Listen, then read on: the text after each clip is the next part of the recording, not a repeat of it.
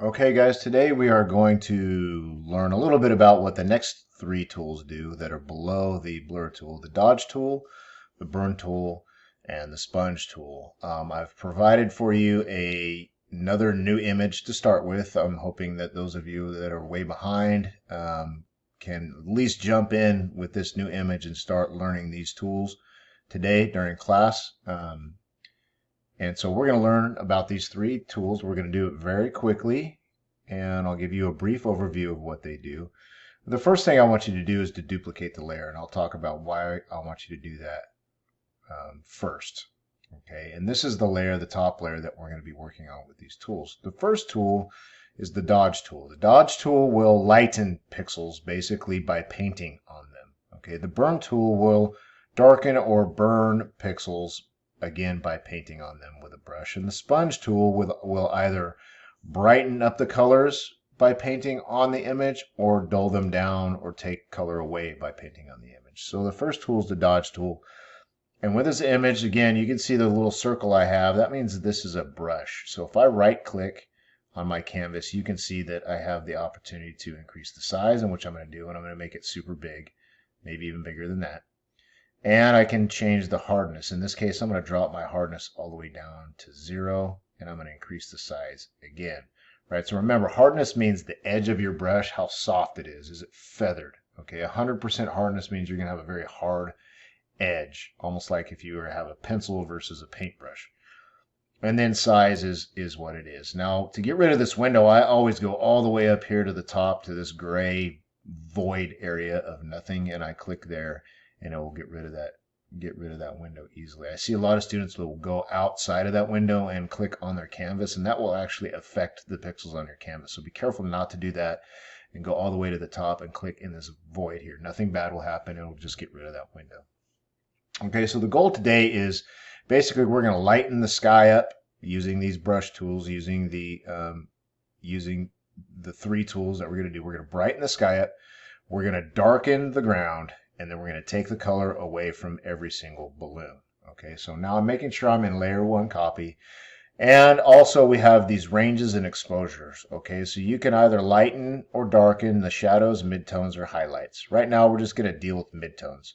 You can also change the exposure. The exposure basically means how strong the brush is. Okay, we're just going to leave it at 50%, the default for now. So if I go over to my canvas and I left click and I start painting, you can see that it's actually sort of lightening my pixels a little bit. And I'm going to do it twice. So I painted once, left mouse button and hold, paint again, and it's sort of lightening those pixels a little bit.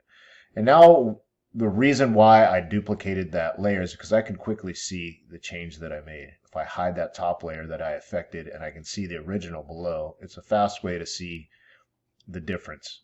Okay, that's the only reason why we duplicated that layer. And now I'm going to get my burn tool, and again, this will darken pixels. We also have a brush. I can change the size. In this case, I'm going to take the hardness down to about 50%. I'm going to leave that size to about right there where it is. And also know that, again, I'm going to click up here in the void. The hotkey for increasing and decreasing a brush's size is open brackets and close brackets. It should be to the right of the P on your keyboard. So I'm going to get mine to a usable level. And I'm going to take this tool, again, midtones, exposure 50%. And I'm going to left click and drag over the top of these hills here. I'm going to do it once. I might even do this 3 times at the very beginning. So I'm just trying to color it. It doesn't matter if you go over a little bit. It's okay. We're not being too precise today. And I might do a third one just on this bottom portion. And then maybe come over the trees and click once to help darken them down. So again, check out the change. You can see it gets dark pretty quick. Things get light pretty quick. So you have to sort of be careful, which is why I keep the exposure at 50%.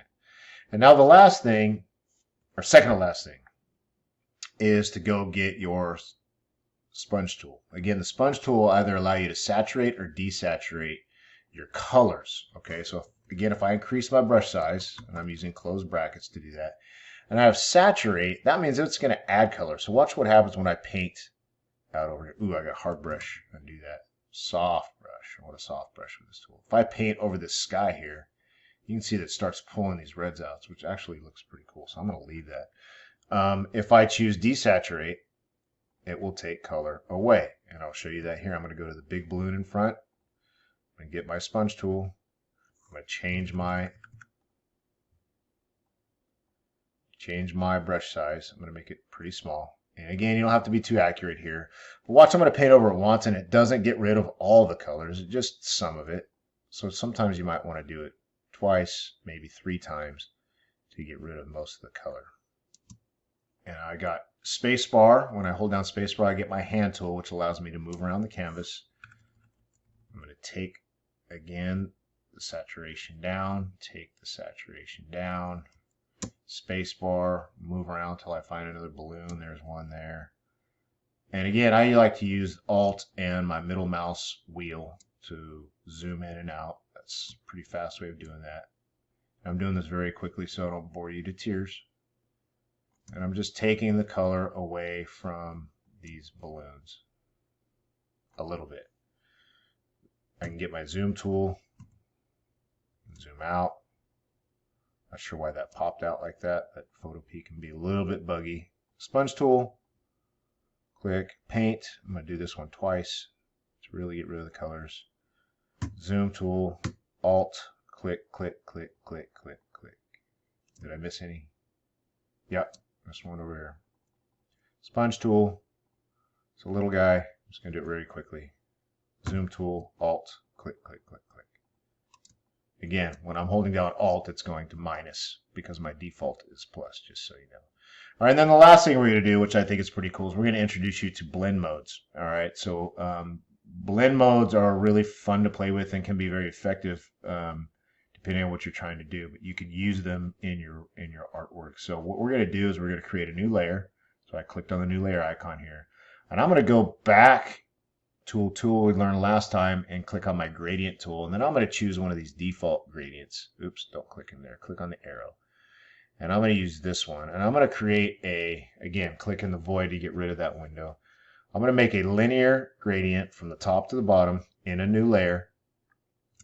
And once that's in there, I'm going to click up here where it says normal. As soon as I click on it and activate it, and you can see there's a white outline around it, that means it's active. I can toggle up and down with all the different choices in blend modes with my up and down arrow key. So I'm just going to start going down with my arrow key.